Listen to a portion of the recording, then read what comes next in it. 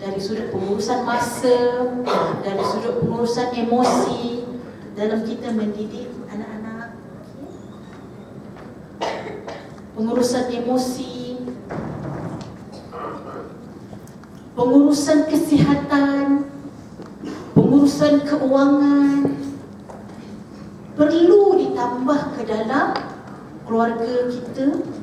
Pendidikan daripada seorang ibu dan ayah akan menyebabkan tadi anak-anak rasa tenang.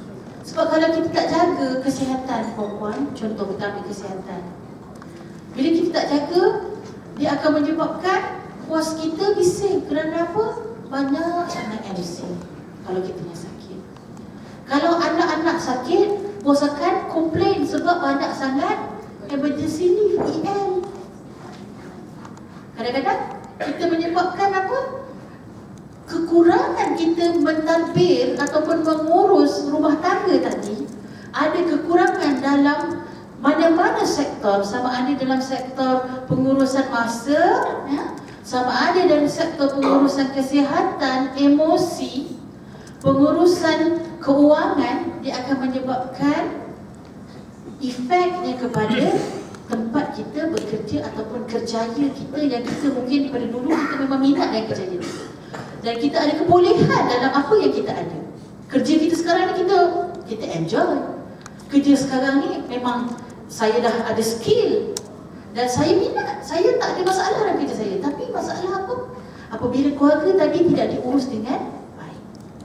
Bila tadi keluarga tidak diurus dengan baik, menyebabkan kerjaya kita mungkin tidak menjadi kerjaya yang dibanggakan oleh diri kita. Apatah lagi syarikat tidak boleh mengambil manfaat daripada kerja kita. Kerja kita seolah-olah ada pun tidak membangunkan syarikat. Dan kerja kita kalau tak ada pun syarikat pun tak rugi. Kalau kita tak ada pun syarikat tak kisah. Syarikat buang kita ke ataupun syarikat beri perkhidmatan menawarkan VSS kepada kita ke, tak ada syarikat tak kurang apa dah. Tapi kalau seorang individu itu memberi kesan kepada syarikat, kepada kekuatan syarikat, menjadi salah satu daripada part syarikat tersebut, mesti syarikat akan sangat menghargai, sukar untuk memberi peluang VSS ataupun untuk memberhentikannya. Sekarang di zaman ekonomi tengah berada di keadaan yang agak semput, yang kadang-kadang mungkin menyebabkan kita lagi perlu mengawal dari sudut keluarga kita, dari sudut urusan keuangan. Biasanya menteri keuangan ni orang perempuan lah. Orang lelaki dia serah je. Yang mana yang nak bayar rumah ke, nak bayar kereta ke, untuk belanja dapur ke, serah pada orang perempuan. Sebab tu Datuk Zeti dia yang ni kan sign duit kita tu kan. Orang perempuan dia teliti sikit buat apa. Sama-sama suami dan isteri, kita lihat balik perancangan keuangan keluarga kita. Kerana perempuan, kalau kita tak kawal ataupun kita tidak melihat kepada perbelanjaan keluarga kita, satu tahap kita akan rasa kita kekurangan. Dan apa yang saya nampak pada beberapa syarikat, apabila kita faham anak-anak hantar pergi nursery ataupun sekolah ke, taska ke, mungkin orang takut nak hantar pergi sekolah biasa, dia orang hantar pergi sekolah swasta yang agama, tapi pembelanjaannya mahal. Dan akhirnya bila tak dikawal, tak dikontrol bajet ni, saya melihat di ofis saya banyak sangat perniagaan. Sebab orang tak cukup duit. Orang jual apa, pagi-pagi sebelum pergi kerja, jual nasi, jual sarapan aglio lah, jual nasi lemak lah, jual nasi arak lah, jual dekat office. Sebelum pergi kerja, dia pergi kerja tu dibawa lah sekali. Maksudnya dibawa beberapa perempuan, cek barang lagi. Jadi ini akan menyebabkan kalau terus berlarutan, dia pun akan penat lebih. Sebab buat kerja yang ada, buat lagi kerja tambahan. Adalah lebih bagus ekonomi sekarang ni kalau perempuan tengoklah, dengarlah ataupun dapatlah sedikit input daripada pakar-pakar ekonomi bagaimana nak mengawal perbelanjaan. Antaranya yang TV Hijrah suka panggil tu, siapa nama dia? Dia adalah host untuk hartanah dekat TV Hijrah. Apa nama dia? persegi apa benda tu, dia pakai cermin mata. Saya sangat berminat dengan antara tips-tips dia. Kita jangan beli benda yang kita tak perlu. Yang dulu kita rasa tak kisah. Contoh air mineral. Sedangkan air mineral ni kita boleh dapat secara percuma. Tapi RM1, kalau sekali kita keluar, kita beli RM1, lepas tu kalau 7 minggu, satu Ahad, anak ambil satu, suami ambil satu, kita ambil satu, RM3. Sebulan cuma kita kira berapa untuk air mineral. Sedangkan kat rumah kita masing-masing dah ada kowe, masing-masing dah ada Hi.O punya air tu kan. Jadi kita rancang pembelanjaan kita, si suami dengan isteri. Jadi air ni pastikan ada bersama dengan kita air mineral. Menyebabkan kita tak perlu keluar untuk beli air mineral.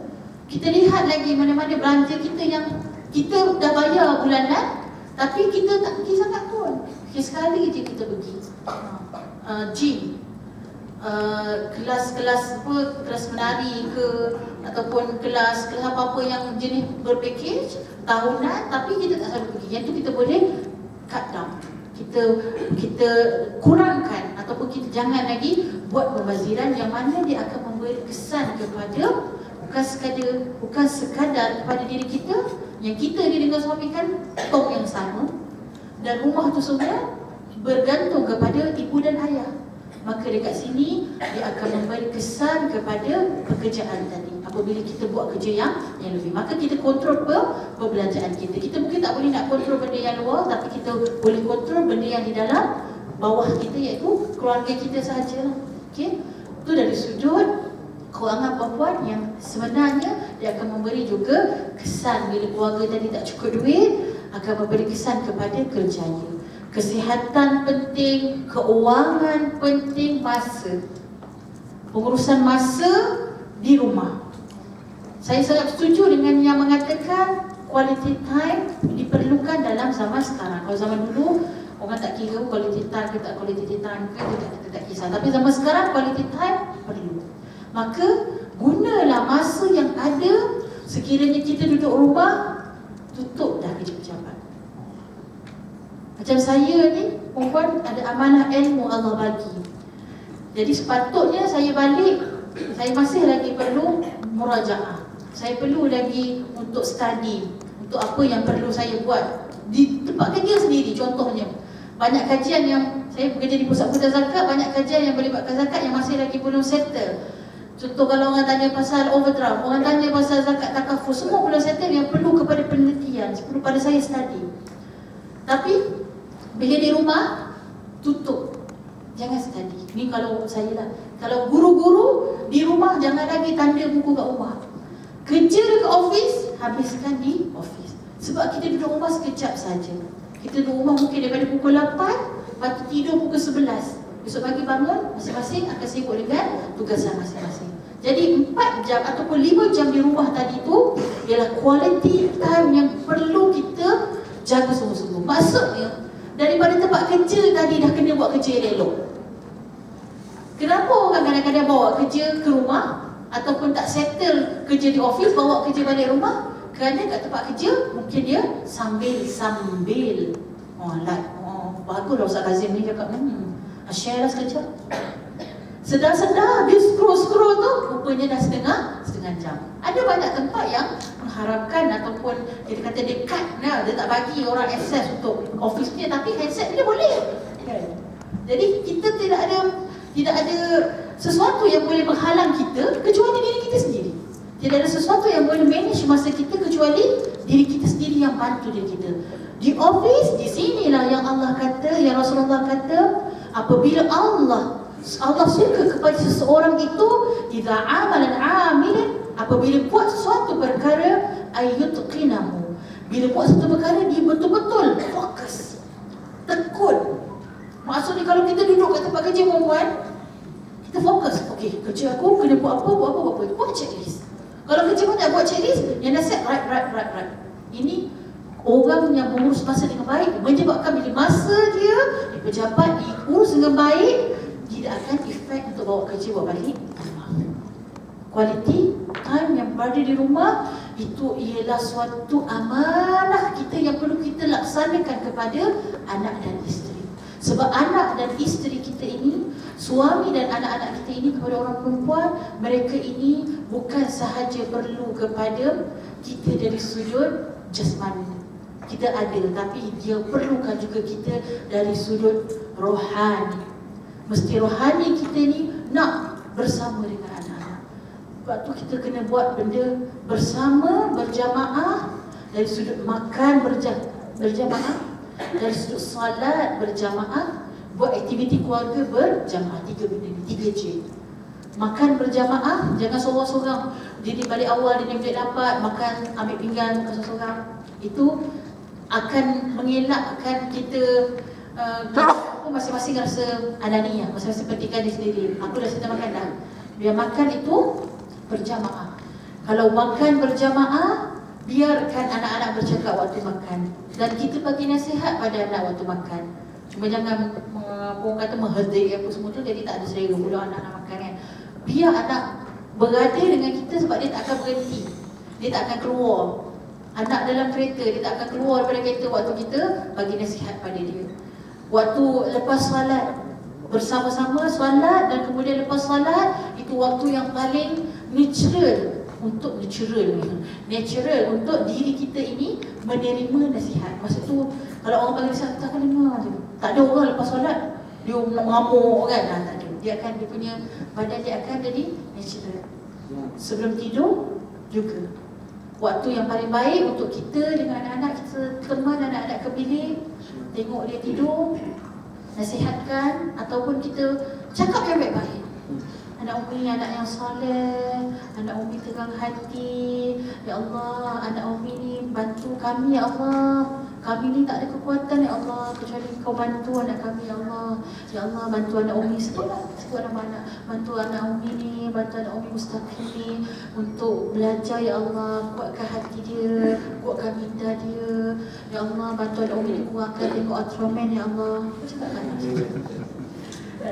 Bantu anak Umi ni jangan main game banyak sangat. Bantu anak Umi ni jangan tengok Facebook banyak sangat. Sebelum tidur anak takkan mengamuk, mak ni dia akan masuk ke dalam jiwa di bawah sedar anak-anak kita. Sebab waktu itu dia mama-mama akan masuk ke jiwa bawah sedar. Ini membantu kita, membantu kita untuk mengurus anak-anak kita dengan baik. Sebab tu jangan fikir sangatlah nak kembang rumah sampai TikTok ke, atau ada habuk satu, ini habuk dia. Yang penting tu amanah. Yang paling besar tu anak-anak kita yang berada di rumah. Ayah-ayah, anak dah tidur, datang ke anak-anak, bacakan, tiupkan Al-Nashrah pada umur-umurnya. InsyaAllah hatinya akan lembut, hatinya akan lapang. Orang yang lapang hatinya baru mudah untuk menerima nasihat. Jadi kita usaha gunakan masa kita yang berada di rumah tadi 4-5 jam untuk kita fokus kepada keluarga kita, yang mana bila kita dapat mentadbir keluarga kita dengan baik, suami, isteri, anak-anak, insya-Allah dia akan menyebabkan kita ni pergi kerja. Allahu Akbar. Ya Allah, sekarang ni aku berada di lapangan aku untuk mencari rezeki. Poin kedua saya pada malam ini, baru masuk nombor 2 ke? Poin kedua saya malam ini, kenapa kita perlu menjaga kerja kita pula, yang mana dia akan efek pula pada keluarga. Ni kerja kita ni perempuan, dia adalah sumber pendapatan keluarga, suami dan isteri. Jadi kalau kita tidak buat sungguh-sungguh dengan kerja kita, tidak menjadikan kerja kita ni suatu amanah yang betul Allah bagi ini untuk kita tunaikan 8 jam lah kita pergi kerja. KPI ni apa yang telah kita cantikkan dalam kontraknya, begitu juga yang perlu kita capai pada setiap tahun. Sekiranya tidak, dia punya duit tadi tu pula, rezeki yang masuk dalam keluarga tadi tu, kita tengok aku ni dengan keluarga semua okey, keluarga perfect, ada usrah dalam keluarga, solat jemaah dekat dalam keluarga, anak apa semua, apa orang kata, kita buatlah semua benda yang perlu tadi. Maksudnya kita betul-betul lebih pula kepada keluarga. Tapi waktu kerja kita mungkin ada amanah yang tak perlu, yang tidak dapat kita tunaikan, dan sepatutnya kita boleh tunaikan dengan kemampuan kita. Mereka benda yang kita tak mampu tu benda lain cerita. Tapi dalam kerja kita ada sesuatu yang tidak barakah di situ kerana kita dapat imbalan tapi kita tak buat upahnya. Benda yang kita perlu buat kita tak buat. Ini satu cerita yang diceritakan oleh Imam Hasan Al-Basri. Datang seorang lelaki yang bergaji 500 dirham, jumpa dengan Imam Hasan Al-Basri, kata, aku minta naikkanlah gaji aku ni sebab tak cukup 500 dirham. Kemudian apa kata Imam Hasan Al-Basri? Turunkan gaji dia jadi 400 dirham. Wish, ngamuk dia kan. Datang lagi bulan depan, bagaimana ni Imam? Turun 400, dah kurang, memanglah tak cukup. Ngadu lagi pada Imam. Imam Al-Basri kata apa? Turunkan lagi jadi 300 dirham. 300 dirham, sebulan berlalu, dia datang, Imam, cukup pula 300 dirham. Macam mana boleh cukup? Padahal dikurangkan sampai 200 tadi. Jadi 300, daripada 500 jadi 300 dirham. Rupanya kerja yang kamu buat tadi, apa yang kamu luahkan, dia sudah tenaga kamu, akal kamu, fikiran kamu, layak kamu dapat imbalan cuma 300 dirham. Tapi sebab majikan bagi lebih, yang 200 dirham tadi tu kamu dapat tanpa sebarang sumbangan kepada kerja kamu, yang menyebabkan 200 tadi tidak berkat, dan 200 tadilah yang memakan kecukupan yang lain-lain tu. Bukanlah maksudnya kita kena berjumpa Syar, cuba tengok balik saya ni, gaji saya ni tinggi sangat ke? Bukanlah maksud saya macam tu. Maksudnya kita ada KPI kita ada job scope kita tunaikan dengan kemampuan kita. Jangan sampai tadi kalau dia memakan duit yang tidak berkat tadi, makan duit-duit yang berkat tadi, maka hilanglah kecukupan kepada belanja dekat dalam rumah kita. Dan bila benda yang tak berkat masuk ke dalam rumah kita, kita takut anak kita yang tadi kita didik baik semua, tapi hatinya jadi keras. Anak kita yang kita bagi makan tadi, rupanya ada sumber-sumber tak berkat begitu. Jadi anak kita ni mudah sangat dekat dengan benda-benda yang haram. Tapi benda baik, susah sangat anak kita nak buat. Itu memang dia punya kesan daripada pemakanan yang haram atau makanan yang tidak bersih. Ialah berat tubuh badan untuk buat benda baik, tapi ringan tubuh badan untuk buat benda yang mungkar. Nak buat benda mungkar senang sangat, tapi nak buat benda baik macam berat sangat. Antara sumbernya ialah ada sumber yang tidak berkat. Dan kita perlu perhati sungguh-sungguh. Kerana apa? Inilah menyebabkan tadi rumah kita boleh diimbangi dengan nur, cahaya Islam, cahaya Rasulullah, cahaya iman, cahaya kebenaran boleh masuk dalam rumah kita, kerana kita menjaga betul-betul sumber yang masuk ke dalam rumah tangga kita. Dan saya rasa dengan kedua poin saya, yang pertama tadi kita perlu jaga rumah sungguh-sungguh, jaga rumah tangga kita supaya rumah tangga kita jadi keluarga yang efisien, jadi keluarga yang Islami, jadi keluarga yang harmoni, supaya dapat menjamin kita punya kerjaya kita tidak diganggu. Dan juga kita kena jaga kerjaya kita sebab dia menjadi sumber pendapatan untuk isi rumah kita. Kita tak nak rumah kita nur cahaya nak masuk, tapi tak boleh masuk kerana ada benda yang tidak sepatutnya masuk ke dalam rumah kita. Mudah-mudahan dengan sedikit pengkongsian daripada saya datang daripada KL tadi, memang saya pun daripada bawah juga Ustaz Zakaria, sampai ke tak lagi Ustaz kata sampai ke tak sampai ke, saya pun takut juga kan. Ayah saya pecut dah 140 km sejam. Tapi Alhamdulillah Allah izinkan pada hari ini. Sebab kenapa saya begitu bersungguh-sungguh. Ustaz Hafizah call pagi tadi memang sangat terdesak dia pun saya bila dengar-dengar tu, Allahu Akbar, macam mana saya nak buat ni.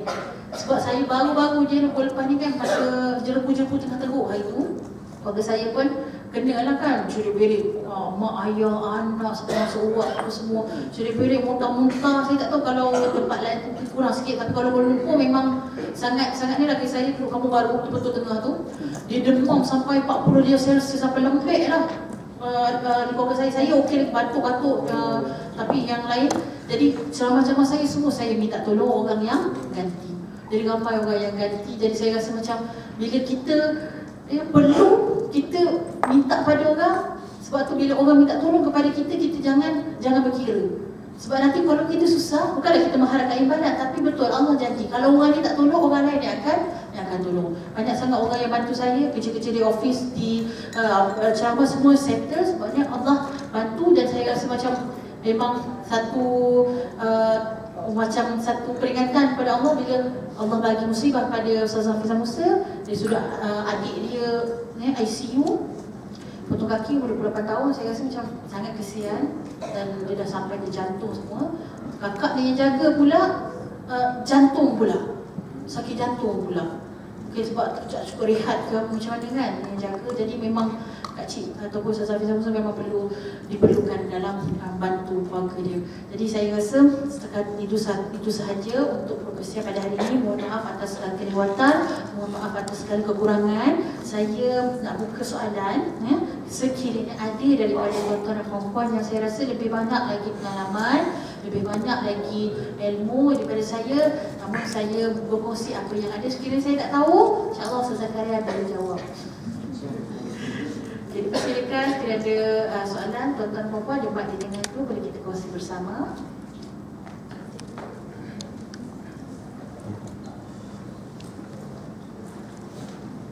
Silakan.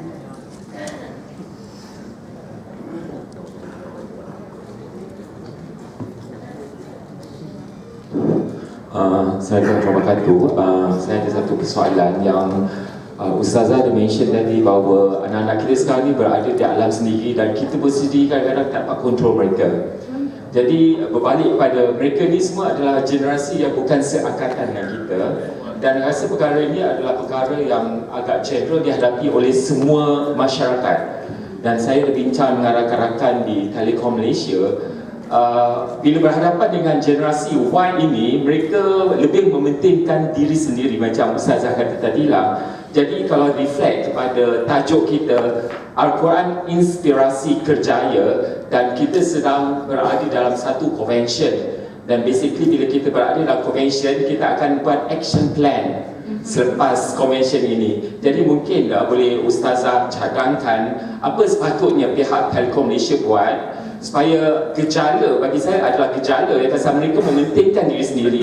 Kadang-kadang kalau kita berada di dalam lift contohnya, kalau kita seorang kira orang outside and diorang berada di 4 triangle dalam lift tu, they don't talk each other. Dia akan lebih kepada fokus pada gadget dia sendiri.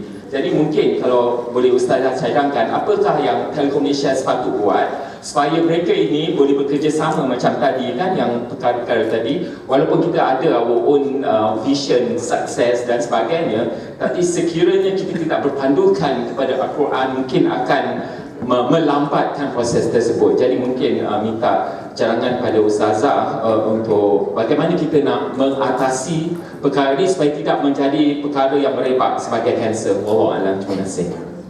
Terima kasih. Tuan apa tuan? Syahid. Tuan Syahid. Syahid. Nama saya Syahid. Tuan Syahid. Tuan. Terima kasih tuan atas soalan yang saya rasa tuan-tuan dan puan-puan menghadapi. Saya rasa zaman saya, kalau anak saya besar, lagi teruk daripada itu. Sebab generasi anak tuan-tuan ialah generasi Y, betul tak? Anak saya generasi Z. Yang mana kecil lagi, saya pun tak tahu macam mana dia boleh angkat kalau ada orang call. Masih setahun 6 bulan. Boleh angkat. Ya Allah Tuhan. Kita main game apa semua tu, kita tak main pun dia main sendiri kan. Kita pun tak tahu siapa ajar dia. Sangat kritikal, dan saya rasa wallahu ta'ala a'lam, cara yang paling baik, cuma yang paling mudah saya rasa mengembalikan kepada mereka kepada dunia realiti, bukan dunia maya. Bagaimana caranya yang saya rasa boleh untuk pihak TN buat sesuatu dengan mengumpulkan anak-anak. Kan kita ada camp untuk anak-anak, kembalikan mereka dengan aktiviti-aktiviti seperti kita dulu main ataupun kita dulu hadapi sewaktu zaman kita kecil, sewaktu remaja kita ya. Contohnya, kita jangan buat program dengan mereka dekat dalam dewan, tapi kita buat program dengan anak-anak begini. Kita buat dekat luar, yang mana kat situ dia kena main apa? Main yang apa ni? Apa tu nama dia ni? Zero apa? 0 point. 0 point, dia berkumpulan. Kat situ dia ada kerjasama. Dia bagaimana nak mencipta kerjasama dekat dalam diri anak-anak. Sebab kalau dekat dalam gadget, dia tak ada unsur-unsur itu. Tak ada unsur kerjasama, dia tak ada unsur lebih kurang, dia tak ada unsur memaafkan, tak ada. Tetapi dalam permainan-permainan kita yang silap, dia banyak unsur itu. Main galah panjang. Anak-anak kita kat sekolah tak main dah sekarang galah panjang. Mereka yang kecil-kecil tu main lari macam tu je. Main galah panjang, main apa lagi? Ponda-pondi kan. Sebenarnya permainan-permainan tradisional kita ada sesuatu yang nak diserapkan nilai ke dalam diri kita. Saya rasa itu satu benda yang sangat mudah untuk kita buat dan sangat praktikal untuk mengumpulkan mereka untuk main mainan yang biasa. Dan mungkin mereka sendiri pun mungkin pada awalnya rasa, alah main apa ni? Ini main mainan klasik ataupun mainan kuno ke, dia tak rasa seronok. Tapi bila dia dah buat, saya rasa insya-Allah dia boleh tahu dari sudut kerjasama tu bagaimana.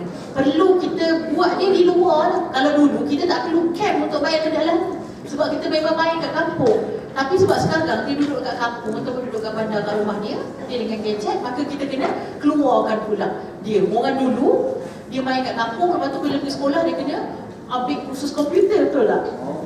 Sekarang terbalik kan? Yang kursus komputer tu dia dah dapat dah kat rumah, harga-harga dah dapat. Jadi bila kursus yang perlu kita sediakan kepada mereka ialah kursus permainan yang mana boleh menimbulkan nilai-nilai yang positif. Itu yang saya rasa sangat mudah dan praktikal untuk anak-anak kita dia didedahkan dengan benda tersebut. Yang kedua, yang mana saya rasa boleh juga untuk kita kumpulkan anak-anak ni dan kita hidupkan mereka dengan modul-modul di dalam camp. Ini yang berbentuk mungkin once a year ke macam itulah, maksudnya one off, bukannya setiap hari. Yang mana kita boleh ajar kepada mereka bagaimana cara untuk kita menghargai orang lain. Bagaimana cara untuk kita ni ada perasaan. Jangan kita ni hati kering je, tak ada rasa kesian. Kalau generasi kita mungkin kalau tengok gambar Palestin, gambar pelarian Rohingya, kita kesian kan. Kalau generasi mereka kita tak tahu macam mana. Dia rasa biasalah, tu dah nasib dia, tak apalah. Yang penting kita dengan diri kita. Mungkin model-model itu di dalam camp-camp yang one off boleh kita bentuk supaya mereka ni dapat dicongkil perasaan mereka. Dan kita kena lebih alert ini untuk kita sendiri.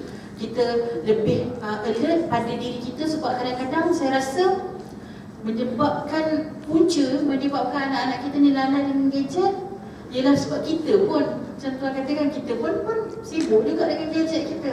Maka kita perlu mengurangkan gadget ataupun ada disiplin. Sebab gadget ini dicipta, bukan dia yang salah. Dan kalau tak percaya, nanti bila hari akhirat, tengok siapa yang masuk neraka, orang ke telefon masuk neraka? Telefon ada apa yang masuk neraka, orang. Jadi gadget ni tak salah. Dia tak ada pun ke atas dia dosa ataupun pahala. Tetapi dosa ataupun pahala itu ialah kita. Taklif tu ke atas kita manusia. Maka kita lah nak guna benda ni ke arah yang bagaimana. Kena ada disiplin. Maksudnya kita juga kena meletakkan anak-anak kita insya-Allah dengan disiplin-disiplin yang ada. Cakap dekat anak kita, satu hari berapa jam saja boleh main gadget. Nak main game boleh, tapi 1 jam atau 2 jam. Semua dengan tarbiyah kita. Dan apabila kita larikan mereka dengan perhatian ataupun alternatif dengan sesuatu yang lebih seronok dengan dunia Islam ni, kadang-kadang bukan anak kita tak nak baca Quran, tapi dia rasa baca Quran tak seronok. Maka kita seronokkan anak kita dengan baca Quran. Kita seronokkan dengan anak kita, mungkin kita baca, duduk sama-sama, kita cerita apa yang ayat kita baca tadi tu. Ni kita pun tak tahu. Suruh mak cerita, mak pun tak faham. Tu ayat cerita ayah pun tak faham. Macam mana kita nak menghayati Al-Quran tadi, nak suruh bagi anak rasa interesting Quran ni.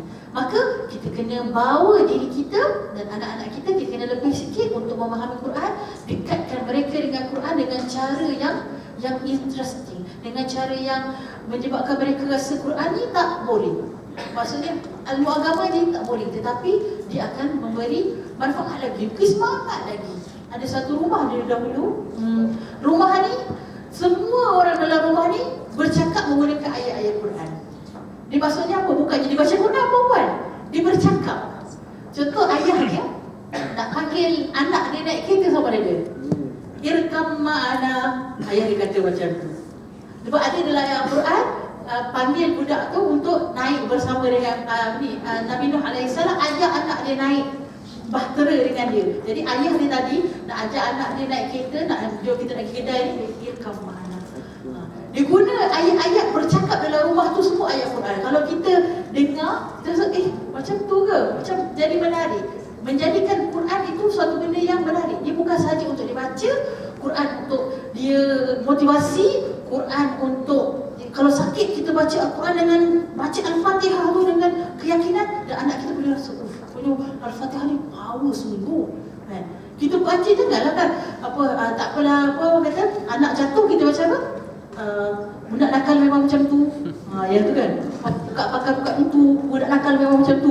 Kita baca dalam mentera-mentera tu. Kita baca okey Umi baca ayat apa kaki anak dia luka keluar darah, baca tabat tu, tabat tiada adilah habis wadah. Kalau kita pegang dekat tempat yang luka akan memberhentikan darah tersebut serta-merta. Sama juga kalau perempuan yang ada bleeding sama ada bleeding sebab istihadah ataupun bleeding sebab operation ke, pegang dekat perut, dekat rahim ni, baca tabat tiada, akan berhenti serta-merta. Yang selalu banyak sangat istihadah kadang-kadang sebenarnya bukan daripada hissi, bukan daripada jasmani, tapi daripada cakaran syaitan sebenarnya, cakaran jin. Jadi kita mengambil Quran tadi masuk ke dalam rumah kita untuk kita hidupkan Quran tu sebagai sesuatu yang dalam kehidupan ni memang rupanya Quran ni dia dalam kita guna. Tak rasa anak tu rasa waktu baca Quran dia pegang Quran. Tak rasa Quran tu dekat dalam kehidupan. So jadi kita menggunakan Al-Quran tadi, menghidupkan, applykan Quran dalam kehidupan kita. Yang ini kita sebut Allah kata begini, tapi ibu dengan ayah kena dapatkanlah dia punya ilmu-ilmu tu. Jadi sebab itu ibu dan ayah parenting skill, parenting Quran, menghidupkan Al-Quran dalam rumah tangga itu sangat penting bagi kita. Kalau ada soalan yang kedua daripada puan-puan, tuan tadi dah mewakili tuan, ada puan-puan soalan yang mungkin saya rasa kalau saya tak boleh jawab, saya minta ke IB lah. Ada puan-puan? Dipersilakan.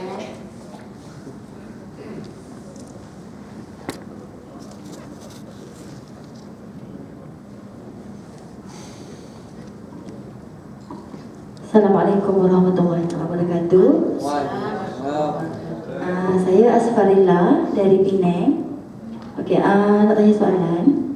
Mungkin daripada kalangan kita juga ada menghantar macam anak-anak kita ke asrama lah. Mungkin daripada umur 8 tahun sehingga ke 18 tahun ya. Kadang-kadang kita risau bila kita hantar anak-anak kita daripada kecil, mungkin kita takut kasih sayang kita dengan anak-anak kita akan pudar. Jadi bagaimana kita nak mengelakkan agar anak-anak pun tak terasa yang macam kita menghantar dia ke sekolah tahfiz ke apa, kita tak rasa macam kita ni tak sayang kat dia lah kan, sebab kita hantar dia dekat asrama. Jadi macam mana cara kita ni agar kita ibu bapa dengan anak-anak ni masih erat kasih sayang walaupun anak-anak kita berada di asrama. Okey, terima kasih. Terima kasih puan daripada Penang Penang. Soalan yang saya rasa saya sendiri pun dihantar juga ke asrama daripada umur tingkatan 1 lah, tingkatan 1, maksudnya umur 13 tahun sehingga belajar di Kuala Lumpur. Saya asal orang Johor, belajar di Kelang Selangor dan kemudian ke Mesir sehingga umur, maksudnya saya keluar daripada rumah umur 13 sampai umur 20 berapa ya, tahun 2009, maksudnya tahun 24 tahun lah, 13 hingga 24 tahun. Dan soalan puan tadi, mungkin ada orang yang lebih daripada itu, ada anak-anak yang lebih daripada itu, sebab sekarang ni sudah ada tahfiz-tahfiz yang kita kata membiak lah kan, dan banyak orang berkesedaran nak hantar anak tahfiz, dan kita pun faham tahfiz ni kalau kita hantar lambat, contoh macam hantar tingkatan 1, dia dah keras sikit lah nak menghafal tu lambat. Tapi eloknya tahfiz ni dia hantar umur tu macam kurang katalah 8 tahun, 9 tahun, sebab dia tengah kosong lagi. Sebab eloknya sebenarnya kita yang buat ni kat rumah. Anak dah mula nak bercakap, kita buat dah. Dia hafal separuh-separuh sistem lah. Kita buat lah ikut sistem satu-satu dengan murajaah. Sebab tahfiz ni, hafazan Quran ni, dia kena ada hafal ulang. Kalau hafal tak ulang, yang lama tu dia akan hilang. Seolah-olah macam tak pernah hafal. Rugi. Sebab tu kena ada sistem, sebab tu tahfiz-tahfiz ada buat. Cuma ada kekurangan lah apabila kita menswastakan tadi tarbiyah untuk jadikan anak-anak tadi kepada institusi yang menyebabkan anak kita pun rasa terlalu macam duduk kat rumah sampai umur 7 tahun je, terus pergi. Saya rasa apa yang pandangan saya yang sangat sebab saya pun baru saja berkahwin dan anak saya pun masih kecil lagi. Pandangan saya daripada seorang yang faqih rahimahullah, untuk kita seimbangkan dari sudut, kita boleh minta dengan pihak asrama sama ada kita sebulan tu memang sekali balik kan. Kita minta untuk kita pergi ke sana. Dalam keadaan kita pergi ke sana tu bukan sekadar kita lebih kepada kalau kita pergi jumpa anak-anak kita pentingkan makan. Nak bawa apa ni untuk anak makan ni kita nak bawa. Tapi sebenarnya waktu tu adalah waktu yang sangat berharga untuk kita dengar masalah dia, supaya dia rasa kita ni bukan menaktirikan dia kepada, menswastakan dia kepada tahfiz. Waktu itu waktu yang sangat berharga supaya kita sentiasa dengar apa yang dia nak, apa yang dia alami, apa yang dia. Kalau anak kita sebab manusia dia beza-beza. Ada anak ni mungkin dia rasa menangis, dia tak nak duduk kat sana. Mungkin kita boleh guna cara lain, perempuan. Pada saya 8 tahun terlalu kecil. 8 tahun memang terlalu kecil untuk kita hantar di asrama. Dia tak sempat lagi nak berbanding dengan kita. Tak sempat lagi nak rasa tidur malam kita pergi tepuk dia, tidur pagi-pagi kita kejut dia, tak sempat lagi nak rasa. Mungkin kita perlu buat alternatif lain. Yang ni memang yang dah tak boleh, kata dah tak boleh, memang rasa jauh sangat. Yang kita boleh keluarkan daripada asrama tersebut ataupun tahfiz tersebut, kita bagi dia duduk di rumah yang mana sekolah yang dekat, sama ada sekolah agama ataupun sekolah kebangsaan, dan kita alternatifkan. Dan ini juga cara apa yang saya dengan suami berbincang untuk anak saya ni hafal Quran daripada umur kecil. Sebab dekat Yaman kalau 4 tahun, 5 tahun tu memang dah mula dah hafal Quran. Dan umur 12 tahun dah habis dah. Maksudnya dalam 3-4 tahun tu dia dah boleh hafal 30 juzuk. Dan di Yaman kalau orang yang tak hafal seluruh Quran tu aib. Kamu berapa? 17 juzuk. Ya Allah, 17 juzuk. Kalau kita, wah, dah hafal Yasin, wah. Pada kita hafal Yasin pun dah hebat. Tapi di Yaman memang orang mak mertua saya pun 15 juzuk hafal. Dia memang Quran tu dia memang sangat dekat. Negara dia orang kurang dijajah oleh fikiran-fikiran luar. Jadi Quran dekat sana tak ada orang kafir perempuan di Yaman. Yaman semua orang Islam. Tak ada orang kafir langsung. Jadi apa cara yang antara yang saya dan suami cuba carakan untuk anak saya dan saya nak kongsi bersama dengan perempuan, kita hantar dia waktu misalnya kata cuti sekolah sebulan ataupun 2-3 bulan kita ambil lah cuti sekolah. Lepas tu tambahlah bulan 1, bulan 2 kan. Bulan 12, bulan 1, bulan 2, 3 bulan tu pergi ke tempat-tempat yang memang fokus untuk hafal Quran. Di Yaman ada satu tempat Allahumma salli ala Muhammad. Memang saya tak ingat nama dia. Tapi memang dia untuk orang hafal Quran dekat situ dia tak bagi langsung. Orang kata apa? 3 bulan menghafal Quran situ dia tak boleh keluar. Makan kat luar pun tak boleh. Dia keluar tu boleh sekali-sekali untuk cari barang je, tapi makan kat luar mamnu khalis. Memang tak boleh langsung sebab dia akan mengganggu hafazan. Kita hafazan kat Malaysia budak-budak beli juga dekat tepi-tepi tu kan. Jadi mungkin boleh hantar ke tempat-tempat di Mesir juga ada tempat-tempat yang budak-budak hafal Quran, hantar dalam satu tempoh masa. Katalah umur dia mungkin 8 tahun tu kan, dari satu tak ada apa-apa lagi kan. Kita hantar 3 bulan, ikutlah kita nak teman dia ke, ataupun ada makcik-makcik dia boleh teman dia ke, yang tak ada kerja ke, yang baru lepas U ke apa, pergi teman dia dan kemudian dia balik Malaysia, dia ikut pembelajaran biasa, tapi kena usaha sikit lah, kita kena pantau. Dan cuti sekolah, yang biasa-biasa sekolah 2 minggu ke, seminggu ke, yang tu kita kena Tegahlah, masa tu memang kita kena bagi dia dekat mana-mana ustaz ataupun mana-mana tempat kat Malaysia yang boleh murajaah, ulang balik hafalan Quran tu. Ini untuk waktu kecil, sebab kita tahu sebenarnya anak-anak ini dia punya tarbiyah dia sebenarnya lebih elok kalau daripada tangan kita. Sebab kalau dekat tahfiz dia ramai kan, jadi dia tak boleh nak, dia mungkin boleh tengok dari sudut penghafalan, tetapi dari sudut jiwa lah. Jadi jiwa kasih sayang dia mungkin tak boleh nak bagi secara sempurna. Maka boleh buat alternatif. Tapi kalau tak boleh, kalau nak hantar untuk dapatkan anak tu berjaya hafal Quran dalam umur yang rendah tadi tu, cubalah dalam 3 tahun. Saya rasa 3-4 tahun kalau budak-budak boleh hafal. Jadi umur 10 tahun mungkin boleh ambil balik. Tunggulah nanti umur 13 tahun untuk dia pergi ke asrama pula. Jadi kita tengok umur di situ yang mana kita tak nak kurang, tak nak lebihnya ke dia dan tak nak kurangnya ke dia. Dan kemudian kita wujudkan suasana Quran tadi tu di rumah pula. Di rumah kena sentiasa pegang Quran, sentiasa murajaah Quran, suruh tebuk ayat ni. Jadi biar dia walaupun tak duduk di tahfiz, tapi dia rasa rumah dia dah cukup untuk membantu dia menghafal. Ini cadangan daripada saya. Tapi kalau tidak sesuai, mungkin ada cadangan daripada ustaz-ustaz lain yang lebih sesuai lagi. Wallahu ta'ala a'lam bissawab. Terima kasih tuan-tuan dan puan-puan atas perhatian yang diberikan. Mudah-mudahan Allah memberi kita suatu hidayah, asbab hidayah dengan convention yang diadakan oleh TM hari ini, menggabungkan semua seluruh Malaysia untuk berkumpul pada hari ini. Dan hari ini dan esok ke Ustaz? 2 hari. Hari ini dan esok. Mudah-mudahan gunakan sepenuh perhatian supaya 2 hari ini yang kita korbankan untuk keluarga kita, kita tinggalkan keluarga kita, tapi impaknya boleh kembali kepada keluarga kita, insya-Allah. Allah Ta'ala a'lam bissawab. Assalamualaikum warahmatullahi wabarakatuh.